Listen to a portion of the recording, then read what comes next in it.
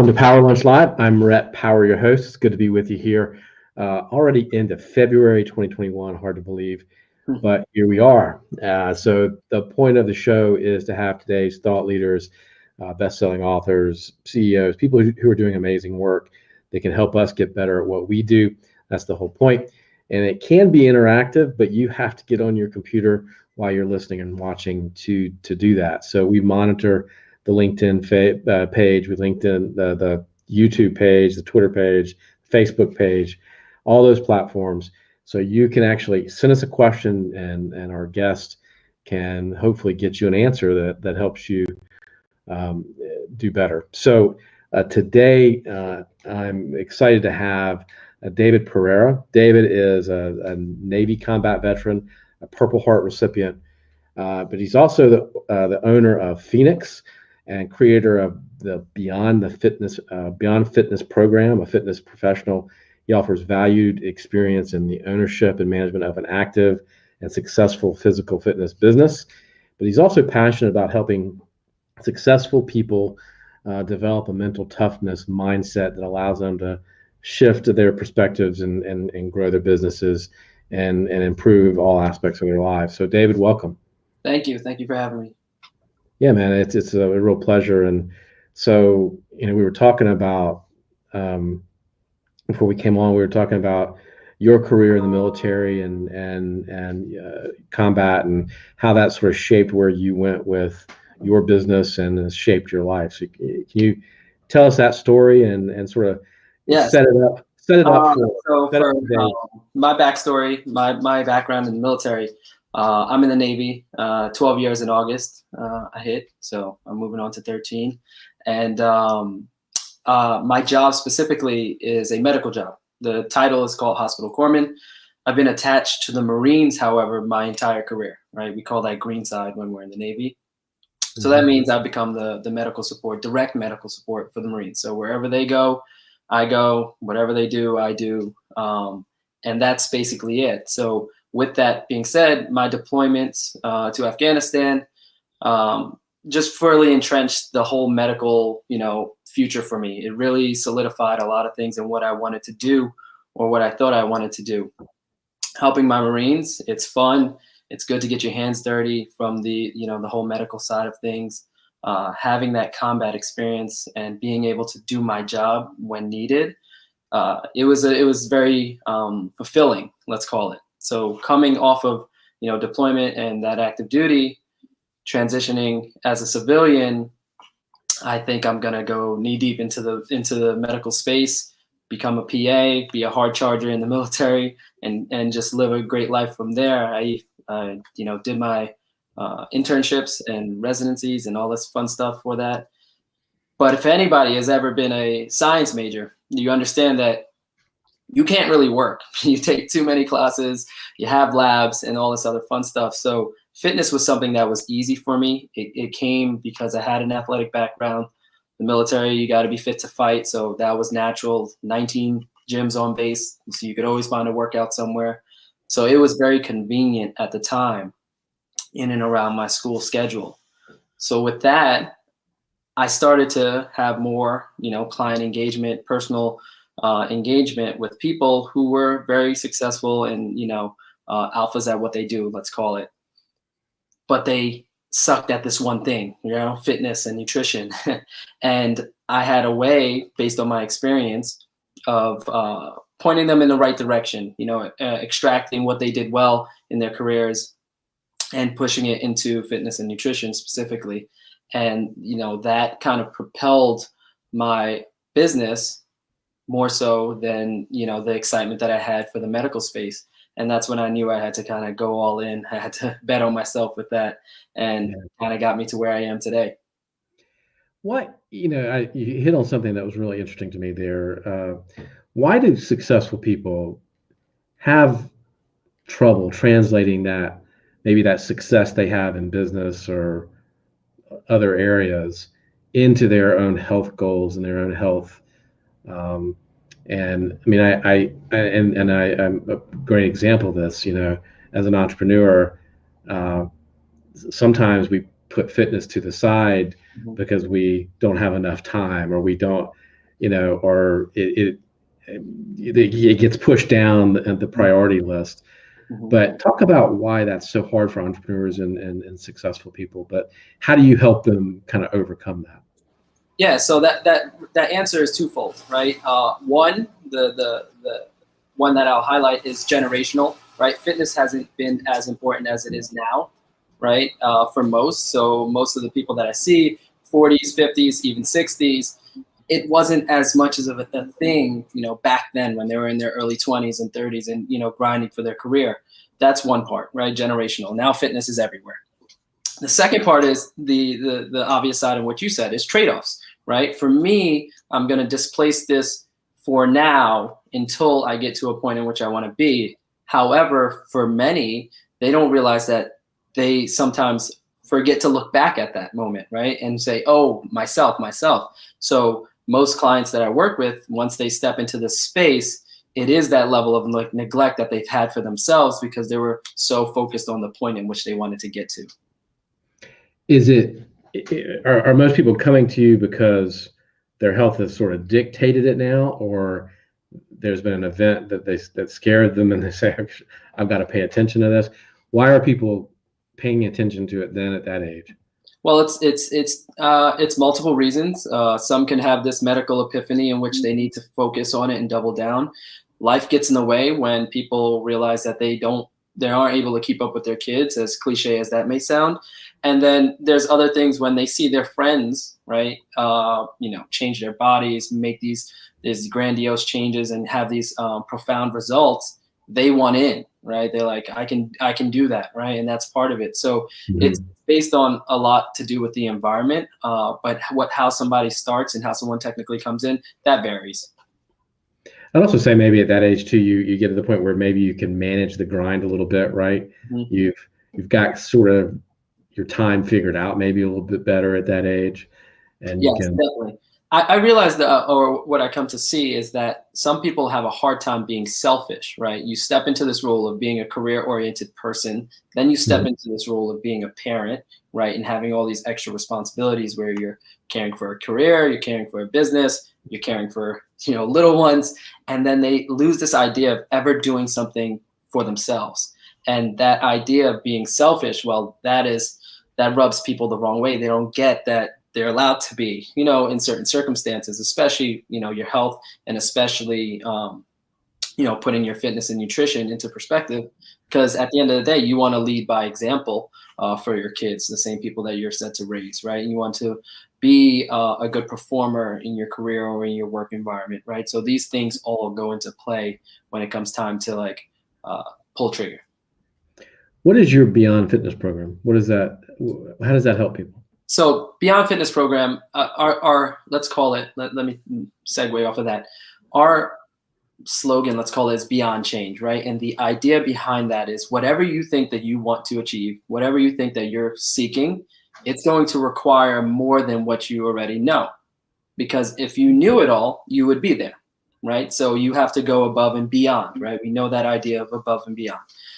Beyond Fitness program highlights that it's more than just fitness. It's more than just nutrition. It's other aspects of your life, other variables in your life that actually have to change as well in order for you to change.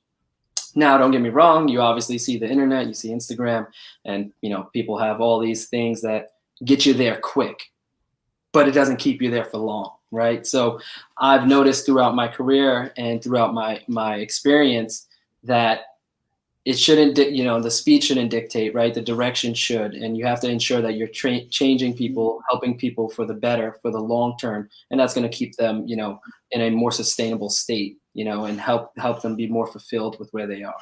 So the Beyond Fitness program is tapping into the psychological aspect of what they do, auditing what they do in their everyday lives, and then implementing those controls for fitness and nutrition, which become a lot easier when I start to change some of your habits.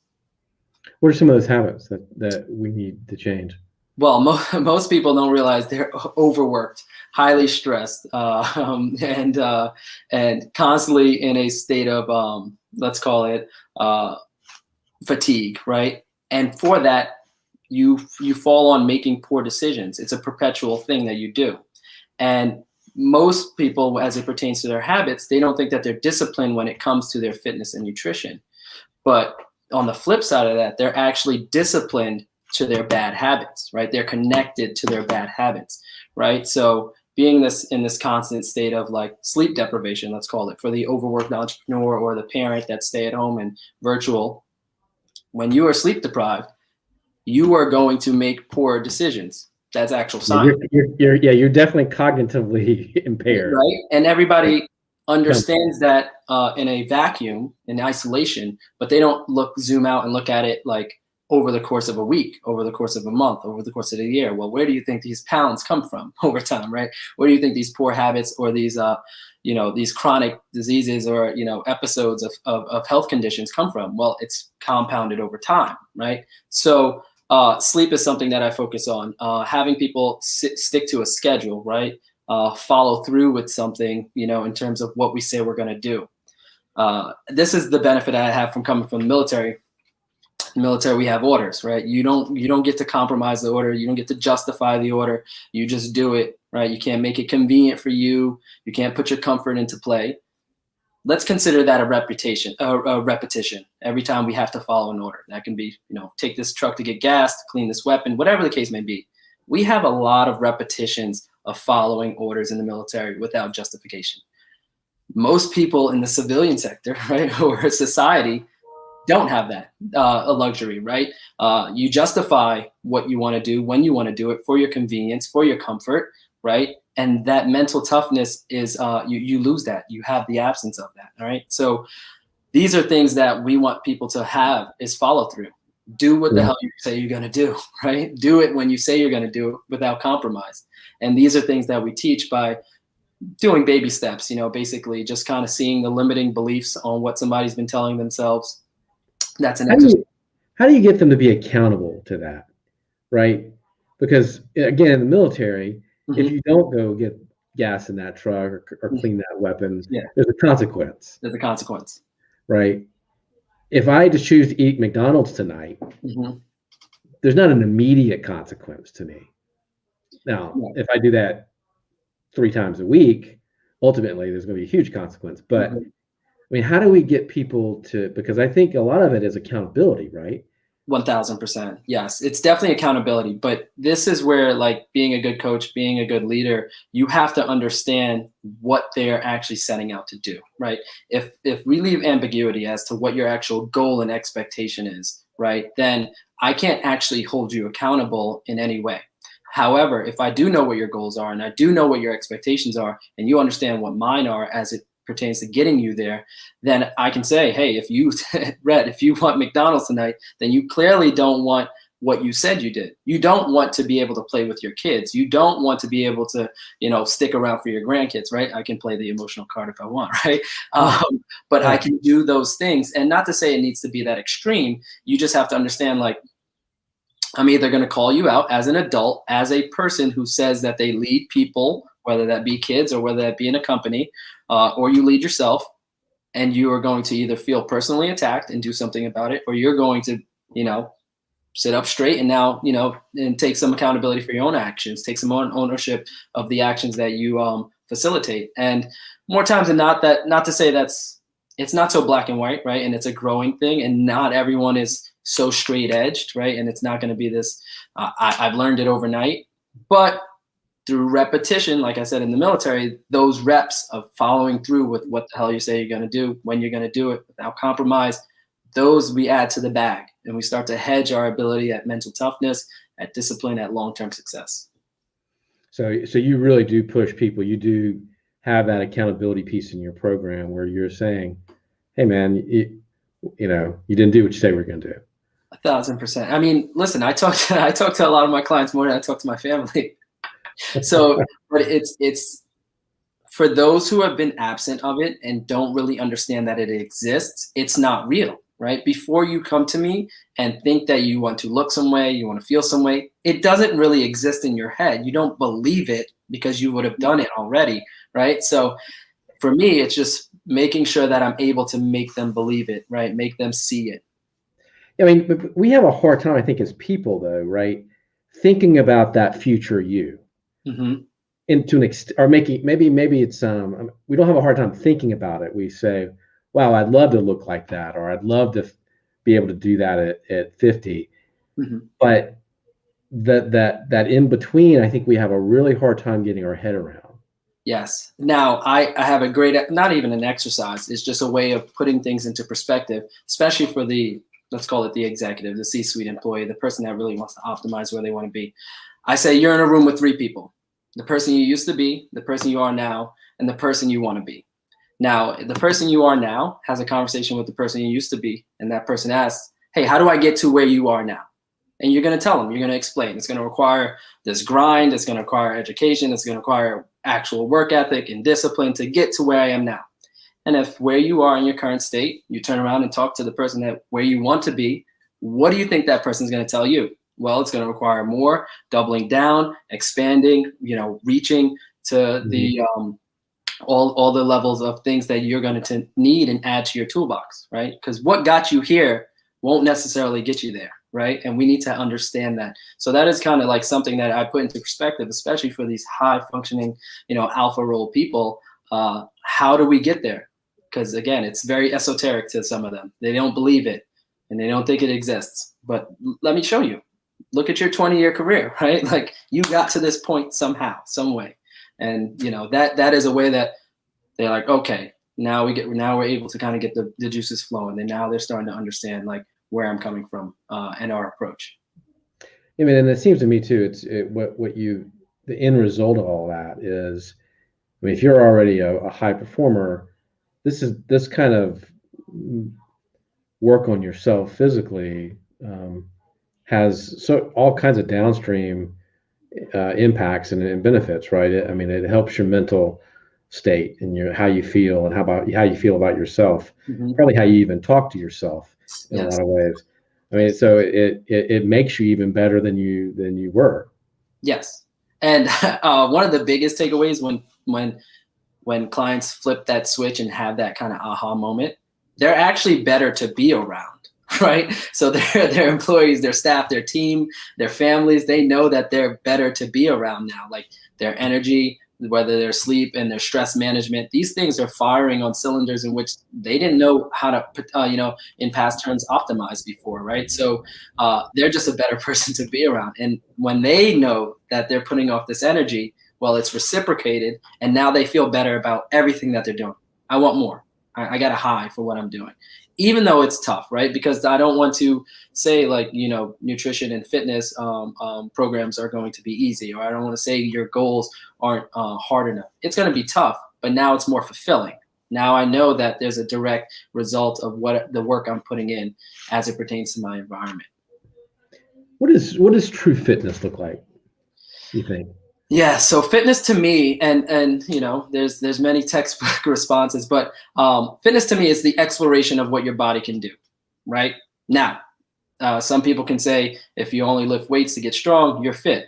Sure, but can you run a mile? If you only run, can you lift weights?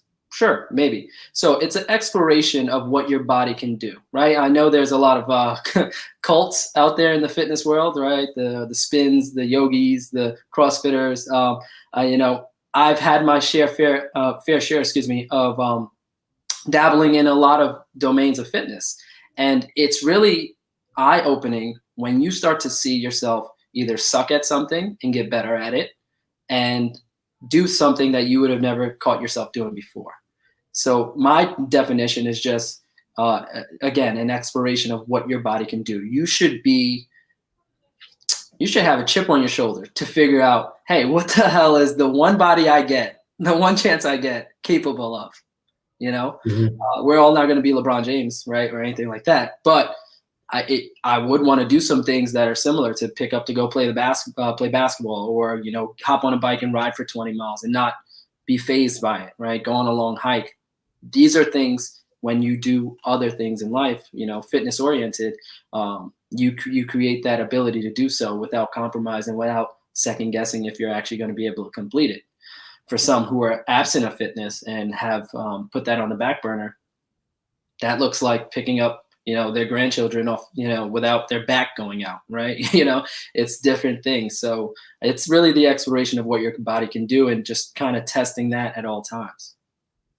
I mean, so I want people to be able to talk to you and find you, because I know you're doing. I'm going to talk about sort of how you're doing your business now, and how people can get in touch, and how people can reach you. But what,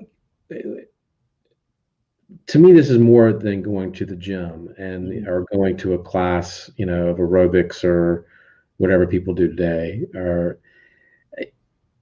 talk about how and what you look for, and because not everybody's going to be able to get your help. Mm-hmm. So, because people are listening from all over the world. But what are the questions people should ask somebody if they're seeking help in this? Mm-hmm. What are they looking for? What are the right questions to ask? Okay, so I mean, this is great. Anytime you're thinking about hiring a coach, right? Even in the sense of a business coach, I think more people may relate to having a business coach or a mentor in some sense. You have to know what they've done, right? What's their body of work? Are they someone you want to emulate? Have they gotten results to the same sense of something that you wish to seek, right? Have they done those things? So step one is, what's their body of work say, right? That's asking that. What are the results that you have? I don't think certifications, especially stepping into it, are all of that important to be qualified, right? Experience is one of the biggest qualifiers, right? And having that ability to do that. There are tons of people with 19 fitness certifications. They can't speak to a person. They can't hold an articulate conversation, right? So what does that mean for me when I want to use you and you can't communicate properly as to what we need to do, right? So definitely seeing that. Is it someone that is available, right? So again, you have these things that you may see on the internet where you sign up for these programs. The subject matter expert is not available, right? It's going to take a week, 2 weeks to hear back from them. Mm-hmm. And have you been able to kind of track what they've been doing, and will that make you feel better about yourself? So what I mean by that is, what's their approach, right? So those 3 questions I definitely think are super important to anybody that's hiring a coach in any sense. But as it pertains to fitness and nutrition, it can definitely be something that you feel miserable about, you feel insecure about, and you just end up shutting down because you have a poor experience. So those are 3 questions I definitely think people should ask. Is everybody, when you get a coach for your fitness and your nutrition, is there? I get the sense that you should have a tailored plan to you and what you want to accomplish. It's not some just off the shelf plan. No, it's not. It's a very intrusive audit of your life, right? I have to hear you out, right? I have to know your goals. I have to see what's important to you. I got to see what makes you tick. I got to see emotionally where we can tap into, right? Because that's going to keep you grounded. That's going to help you understand what your why, when things suck, what we're doing. That's step one. The second thing is, I have to understand what your lifestyle is like, right? We have to do a full-blown audit, right? So I have people on, the other side of the country, like, who work different hours. I have, doctors and lawyers who work crazy hours, right? Their lifestyles aren't like mine, right? Like, mine is very, cut and dry. So for me to prescribe something based off of my lifestyle and expect you to fit that shoe, well, that doesn't work, right? You'll probably get a result, maybe, but is that long term? Because your life goes back to your life, my life goes back to mine. So that doesn't help, right? So it's a full-blown audit on what their actual daily activity looks like and what their weekend activity looks like, what's their social life like. And it's intrusive in a way, but it's the only way to kind of get, done. I'm not going to say, open up your diary and, tell me that, but it is like, let me get to know more about your lifestyle and we can see how we can come up with a more definitive plan. So those 2 things are the foundation, right? I can't do the guesswork, right? Without that's really important. I mean, in terms of asking, that's another question I think you've got to ask is, yes. I mean, what, if they just want to give you a cookie cutter program, you got to that doesn't sound like a good fit. No, it's definitely not. And there are programs out there, like I said, they'll get you a result, right? Like some people will send out nutrition plans and just like, they'll get you some result because you're highly under eating or something like that, or you're starving yourself and you're also hating yourself in the same instance. So is it worth it? Probably not, right? Long term, probably not, So if, again, that goes back to, are those people available, right? Can I ask those questions? Are they going to reach back out and, educate me or update me on certain things? And so I feel like that is a super important question for somebody to ask is if somebody's going to be able to, hold your hand, or are they just kind of hoping you figure it out? When does that breakthrough? When does that breakthrough happen? So what I mean by that is you get started on a program, and I know this is probably not a fair question, but when does that breakthrough happen? You start a program, and it hurts the first couple months, It's and uphill. you're struggling to see those results too. I mean, you see a little bit up front, but then you kind of plateau. When do you really see that breakthrough where this becomes something people want to do every day? And that's maybe different for everybody, but yeah, it is definitely different. It depends on the type of breakthrough, though, right? We have mental breakthroughs and we have physical breakthroughs, right? We have the psychological breakthroughs and we have those, physical things that we break through, right? And it depends, right, for each person. Up front, depending on your background before you get started, you will see a lot of potentially physical changes, right? And that's exciting. But like you said, at some point that stops, right? Or that slows down, let's call it. And when that becomes monotony, right? No longer excitement, you have to be able to preface or put into perspective of this is actually the separator, right? The stuff you did here to now is easy, right? Most people can last 90 days. Most people can last 180 days, right? It's when you go out further for longer, that's actually where the difference is. And again, I put it back into their career. What happens if you would have stopped after 6 months? Would you be where you are? No, of course not. Okay, well, how much time did you put in? So I always tell them, especially when they get into this, because this applies to both physical and the mental aspect, is the time you spent in the system longer than the time you spent out of it. So you've been poorly eating for the past 20 years. You're upset for 6 months that that you haven't gotten to where you want to be. Oh, all right. Well, again, imagine an intern walks in and says, hey, in 6 months, I want to be where you want to be. You're like, who is this guy? Right? Go get me coffee. Right? So it's like putting things into perspective for clients. That's why communication is obviously one of the best assets that you have as being a coach, and being able to articulate it to them that they see it and they're like, aha. And then that's the breakthrough. Once I can have you have the aha. It might not be breaking through the border, through the plateau, let's call it, but it's like understanding. Now I can shift my perspective on how I actually view that, not as a problem, not as a hurdle, but it's actually part of the process. how are you doing? Are you able to do some of this coaching and help online? How has that changed? How has COVID sort of changed your business in that way?